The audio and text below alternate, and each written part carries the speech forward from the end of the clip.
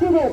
সে লাশের বিনিময়ে আমরা পেয়েছি জুলাই গণঅভ্যুত্থান, পেয়েছি নতুন সরকার, যে সরকার অন্তর্বর্তীকালীন সরকারের নামে আমাদের দেশের আমাদের রাষ্ট্রের দায়িত্ব নিয়েছে।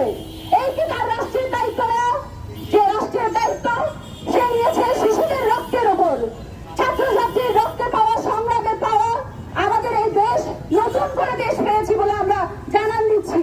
কিন্তু এই নতুন দেশে আমাদের শিশুদের নিরাপত্তা নেই, স্কুলগামী শিশুদের নিরাপত্তা নেই। আমার শিশু স্কুলে গিয়েছে পড়াশোনা করার জন্য, কিন্তু সে ফিরে এসেছে লাশ হয়ে, দগ্ধ আগুনে। হাড়গোড় খুঁজে পাওয়া যায়নি অনেক শিশুর। এখনো পর্যন্ত সেনাবাহিনী জানাতে পারছে না কতজন মারা গেছেন, নির্দিষ্ট করে জানাতে পারছে না।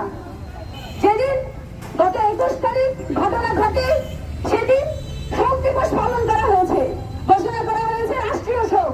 কিন্তু আমরা প্রধান উপদেষ্টা, স্বরাষ্ট্র উপদেষ্টা, তিন বাহিনীর কোন বাহিনীর প্রধানের মুখে শোক দেখিনি।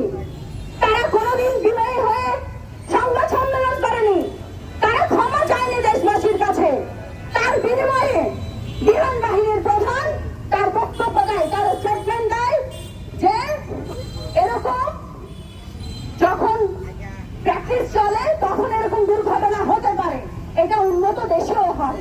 কিন্তু উন্নত দেশে যে বিমান বাদ দেওয়া হয়েছে 2013 সালে, সেই বিমান দিয়ে